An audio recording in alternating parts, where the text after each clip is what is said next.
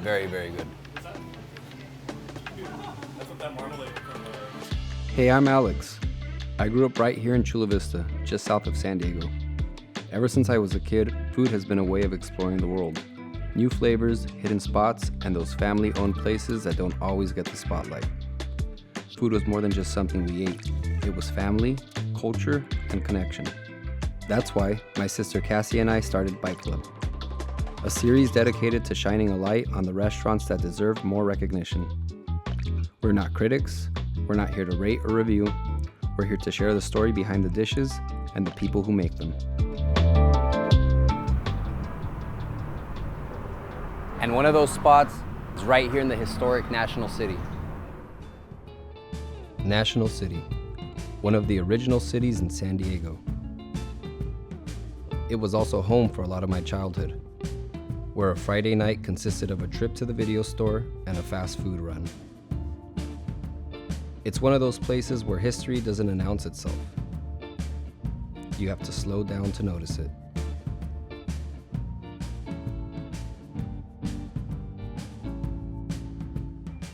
And located inside a small plaza you could easily drive past, there's a place that quietly shaped the sushi movement in San Diego. Welcome to Kyoto Gift Food. When you walk in, you'll notice it's not your typical restaurant. It's also a market.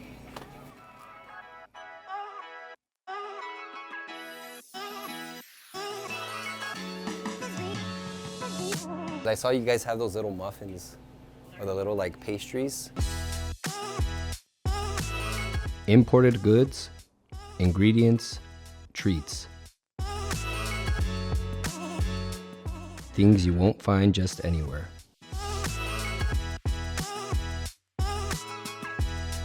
And in the back, almost hidden, is a sushi bar.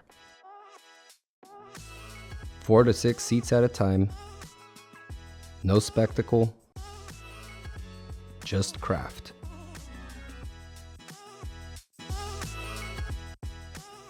On Bite Club, we focus on 2 dishes, the most popular dish and the hidden gem. But before we do that, we had the opportunity to sit down with the man who many consider the pioneer of sushi catering in Southern California. This story begins decades ago. Before Jeff was the business owner he is today, he was a regular San Diego teenager who took a job at a sushi bar after high school, learning time-honored techniques passed down by Japanese chefs. Through sushi, he didn't just develop speed and precision, he discovered an untapped niche in Southern California, sushi catering. That vision led to the creation of Sushi On A Roll, a catering company built around sushi service. From there, Jeff continued building his career in sushi, eventually bringing Sushi On A Roll and Kyoto together, helping shape what modern sushi looks like in San Diego today. I'm here with the main man, Chef Jeff, owner of Kyoto Gift Food. Thank you for having us. Thank you very much. Thanks for coming. Tell us more about Kyoto. Oh my goodness, it's been here over 60 years. It's crazy. It's been 3 locations, so here at the 3rd location that we have, we took over when it turned 60. My buddy wanted to retire and he gave us a really good sweet deal, and I couldn't pass it up with the store. In 2018, Jeff took over Kyoto Gift Food, merging Sushi On A Roll with the Kyoto Market to continue the legacy built by Japanese natives in historic San Diego. There used to be a lot of farmers that lived down here. Okay. Japanese farmers, and then the real estate kind of took them over.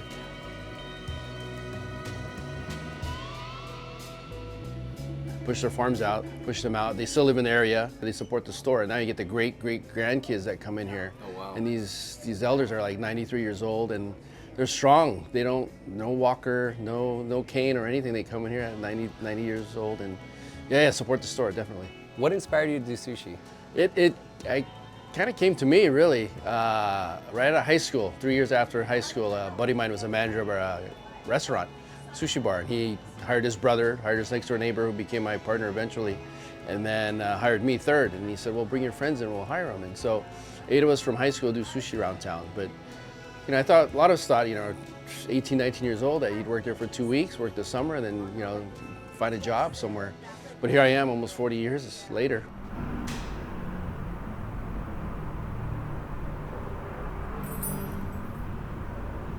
So you're known as the pioneer of catering. Catering sushi, definitely. Why catering versus a traditional brick and mortar restaurant? Well, when the restaurant I worked with, again, there was only 7 sushi bars then, and the restaurant I worked for had 3 of them. And the one I worked in, Point Loma, which is big money here in San Diego, and they had a lot of political leaders here that were doing like fundraisers. And one of them, my buddy, said, "Hey, come to my house. I got 30 friends coming over for a political fundraiser. I want you to serve sushi. I'll pay you $500. You know, 19, 20, 21 years old. Yeah. $500, ton of money." And so I would do it. He says, "Bring everything. Bring the sushi case. Bring obviously the fish and all that." So I did it, and then I'm at his house, and then another political leader is there also, and they're having their fundraiser the following week, following 2 weeks, whatever. And I was there that one, and I just saw that trend to do that. But it's a lot more work, right? Because you got to bring everything, you got to prep everything, you got to lug the whole restaurant to your house, to someone's house. Right. And but then you see the reaction of these people, like, "Oh, you got a sushi bar in your house." It was kind of so new to everybody, right? Even to this day, I still do it, and people would trip out when we roll up to someone's house and bring the whole sushi concept to them. But I think that's the wow factor that you want to bring to. It's like bringing a DJ to somewhere. I think you get that wow factor that they're playing all this stuff, or to get this activity going, right, definitely. But and then in '91, I actually the chef at the racetrack hired me to do the big race, the Pacific Classic, the $1 million race back then. Wow. So here now with the call is Trevor Denman. Field for the Pacific Classic sent on their way. They came off to a perfect start. But to have a chef like that to bring you on as again, 20, I was probably 24 then, and he loved it. I've been to racetrack since '91. I've done the Breeders' Cup. We've done a ton of stuff since then. But to have a corporate guy call you up and say, "Hey, we need sushi here," and it was so very new in the '90s. Like the reverse roll barely came out. Okay. The rice was only in the inside. The seaweed was on the outside, right? And there was no such thing as a rainbow roll. There was nothing deep fried. There was nothing cooked. Yeah. No shrimp tempura rolls. It was just all pretty simple. And then we kind of innovating all that stuff, and then the whole world expanded. The sushi world now is probably 200, 307 sushi bars in San Diego. Oh yeah. And it's just there's on every corner. It's pretty crazy. Yeah. And on top of that, you have it in 7-Elevens. I know. Yeah. Everywhere. Vaughn's. Ralph's. Everybody does sushi now. I think, and there's so many. I think sushi will never. Sushi's been probably #1 food in the world for a long, long time. It'll probably be it for another long, long time.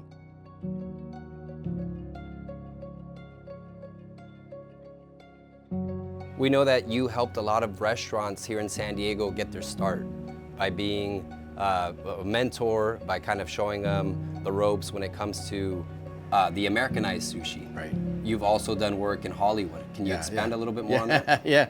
The restaurants were fun because it was, again, you get friends. You bring a team of friends that want to help build this restaurant. And I'm the consultant, really, and I kind of help bring the team and get all the Japanese vendors and kind of all dialed in for the restaurant for about 9 months to a year. And the big one was Junior Seau's, right? It was a pretty fun event with Junior.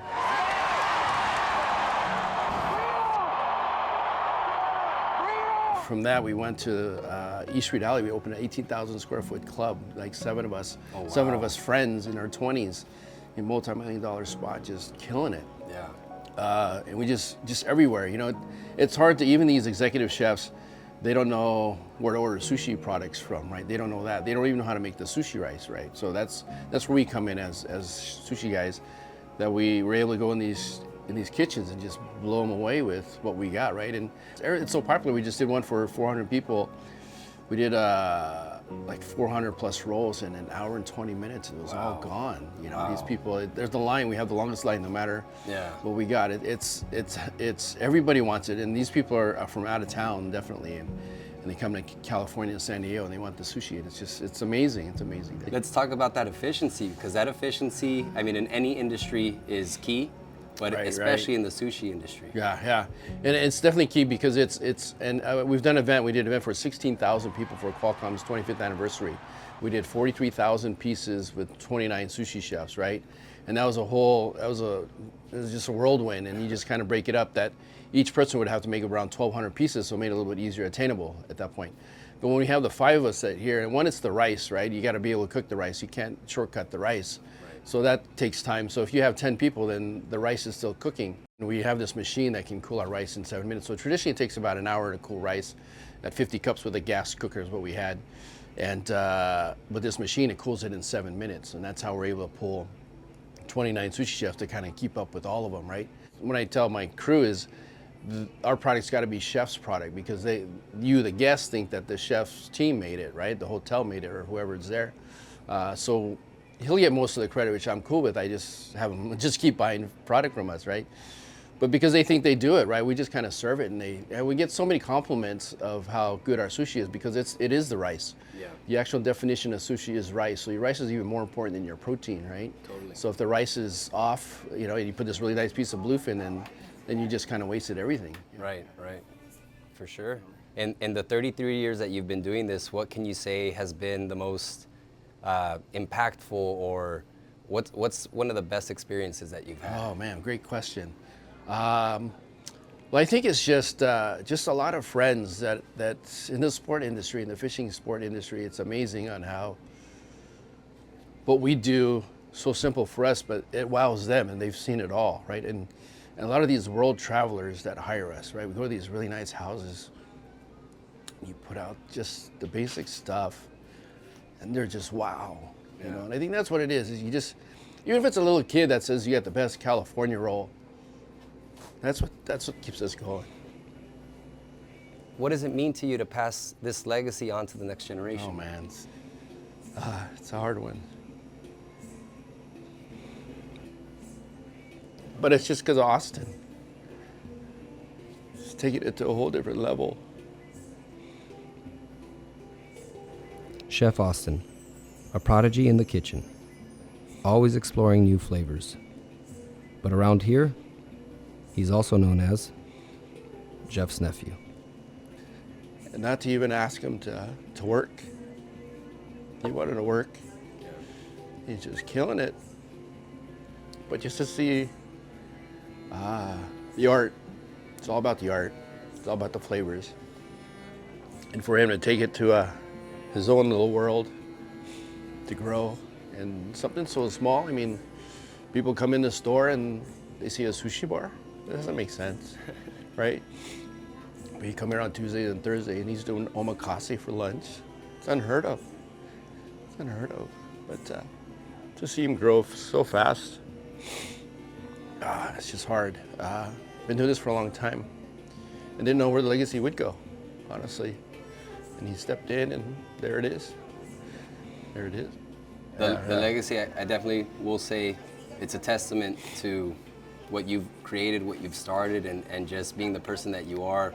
You attract naturally, that energy from your family members, from your friends, and just to see the raw emotion, it makes me emotional. Yeah. Thank you. That's what it's all about. At the end of the day, it's family, and we don't have family, we don't have anything.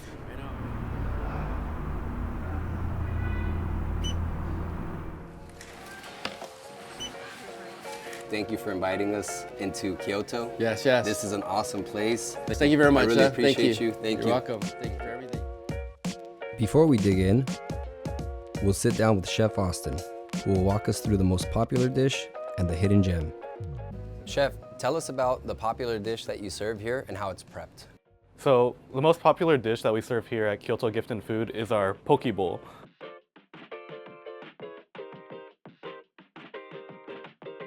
It comes with a base of sushi rice, seaweed salad, avocado, cucumber, and then poke is a cubed up fish that we put with a marinade on top of. I'll be making a spicy version of the poke for you for this one. The spicy poke is the same as same base of our regular poke bowl, but I add my own spicy marinade to it. You can see the freshness of the fish and just the vision of the team behind it in that one bowl. And I hope that's something that'll be conveyed when people try it. This is the most popular dish, the poke bowl.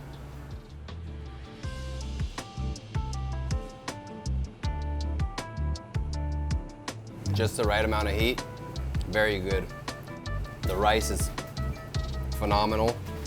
Fresh cucumber, fresh seaweed salad, fresh avocado. That one's an important one for us as well, because my uncle and I, we have competed in competitions around poke. There's one here in San Diego, the I Love Poke Festival, hosted at the Valley High. been an ongoing competition for 16, I think 17 years now. This year will be the 17th year. And it's one that's special to me as well, because when I first started doing sushi full-time back in 2015, 2016, that same year was the year that my uncle invited me to join him at the poke competition. And we ended up winning that year too, using one of my recipes. So like this whole time it's kind of been important to me that we make good poke. Let me nail down what poke is supposed to taste like before trying to innovate anything else.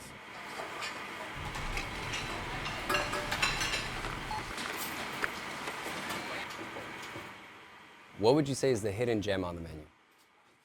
There's no real hidden gem yet. Well, at least that's on the menu. I'd say the hidden gem is just doing like a chef special. Officially, you could order it as a chef special bowl. A flavor combo that I'm able to do today because I went to a Japanese festival this past weekend and got some like specialty ingredients from that. It's gonna be a hamachi sashimi with a yuzu marmalade on top. There was a vendor who specialized in yuzu. So I like doing that combo because the hamachi pairs really well with citrus, which is why sometimes you'll see like hamachi and lemon kind of thing together. And for that pairing, I also like putting a shiso leaf on there. And then I'll brush it with a cherry blossom shoyu, which is just coming out of my own personal stash. This is the chef's special, yellowtail, shoyu cherry blossom, and yuzu marmalade.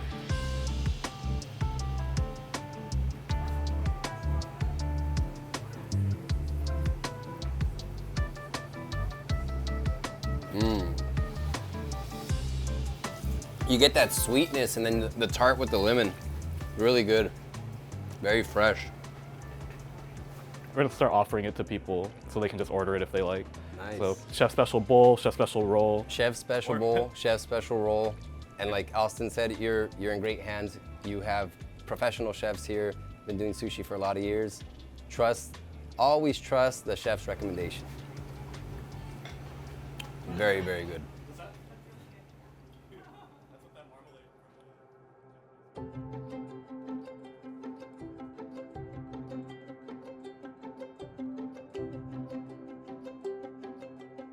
We strive to find good places to eat, and this one was, a simple Yelp look up, sushi around me. Came in, was a little skeptical because of the pricing. I'm like, man, this is pretty inexpensive. And as soon as I tried it, I was like, okay, this is my spot. This is where I'm coming now. Whenever I get the craving, whenever I get the itch for poke, it's here.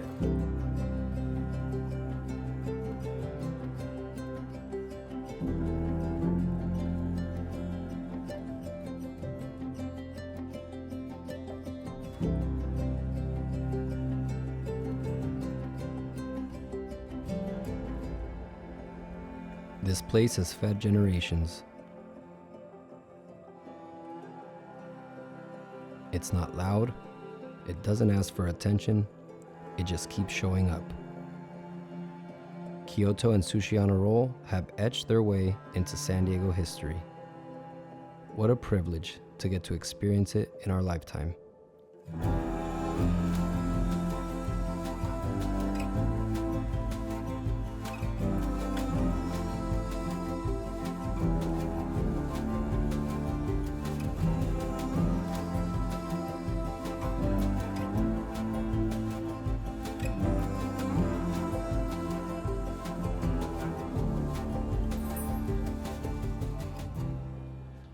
This is Kyoto Gift Food, located in National City.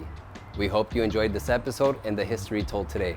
If you'd like to see more episodes like these, please like and subscribe below. And remember, the rules of Bike Club are simple. Eat well and support local.